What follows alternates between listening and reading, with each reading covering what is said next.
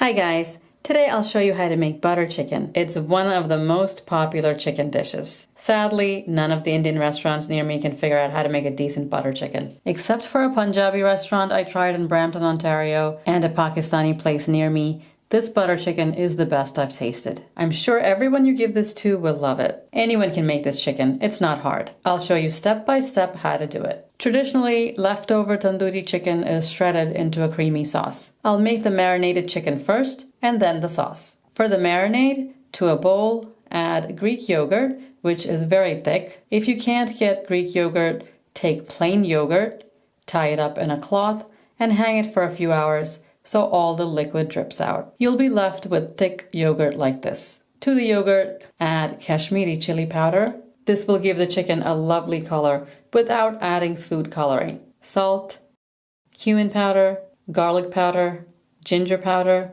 garam masala, and amchur or mango powder. Traditionally, mustard oil is added for flavor. You can substitute vegetable oil if you don't have mustard oil. Mix up the marinade. You see it's a nice thick paste which will stick to the chicken. These are boneless, skinless chicken thighs. Wash and pat dry the meat. Put a few shallow slits in each thigh so the marinade will really get in there. Rub the marinade all over.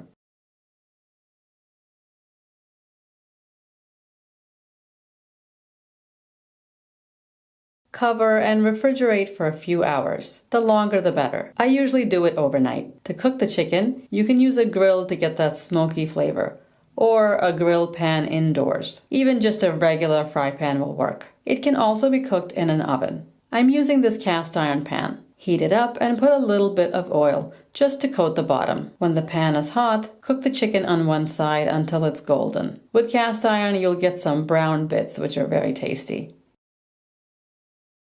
That looks really good. Cook on the other side for a few minutes to get color on it. Then cover and cook until the chicken is tender, about 10 minutes. You can of course make the chicken the day before and leave it in the fridge. For the sauce, we'll need tomatoes cut up into big chunks. I have too many from my garden, so this was a perfect recipe to use some up. A little bit of red onion sliced, peeled garlic cloves, ginger peeled and cut up. We're going to blend all of this later so you don't have to worry about cutting anything up perfectly. For the spices, bay leaf, cardamom, black peppercorns, cloves, and cinnamon. Kashmiri chili powder for color. Butter, of course, and cashews. Now, you can still make the sauce without cashews. It's just a little richer with cashews. Into a pot, add all the ingredients. Tomatoes, onion, ginger, garlic, spices, cashews, butter, and Kashmiri chili powder. Add water just to cover all the ingredients.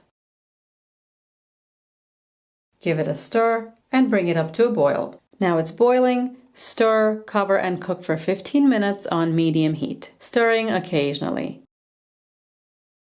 When the tomatoes are soft like this, turn the heat off. Let this cool for a few minutes before blending. You don't want to put boiling hot liquid in a blender.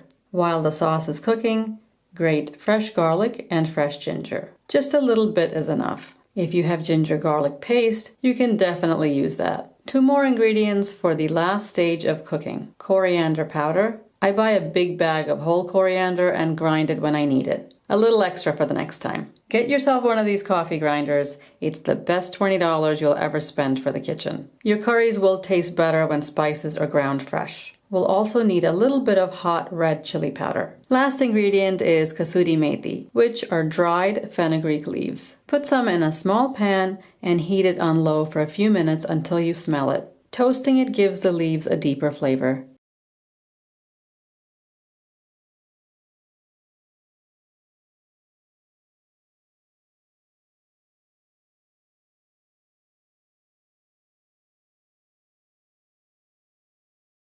Put the sauce into a blender and let it go until smooth. To get the sauce silky smooth, pour the blended sauce into a strainer. Use a spoon to gently push everything through. What remains is gritty and can be discarded. Here is the perfectly smooth and creamy sauce. We haven't even added cream to this and it's already creamy. I just washed out the same pot I cooked the sauce in. Heat it up and pour a little vegetable oil. The coriander powder, grated ginger and garlic. Give it a stir and add butter. Let that cook for a few seconds until the garlic and ginger lose their raw smell. Add chili powder. Stir for a few seconds, then add the sauce and salt. Stir and let it come up to a boil.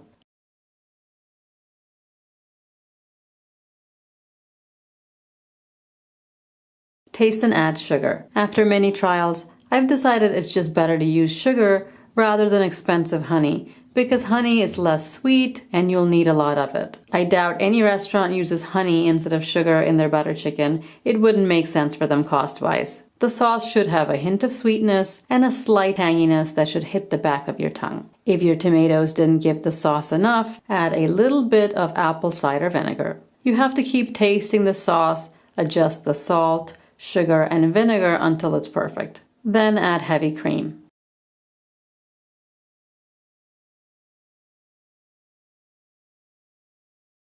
Give it a taste.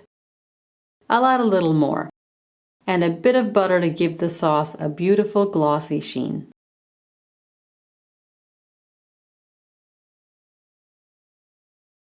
Now the toasted fenugreek leaves. Just crush it in your palms. You could put pretty much anything in this sauce and it would taste good.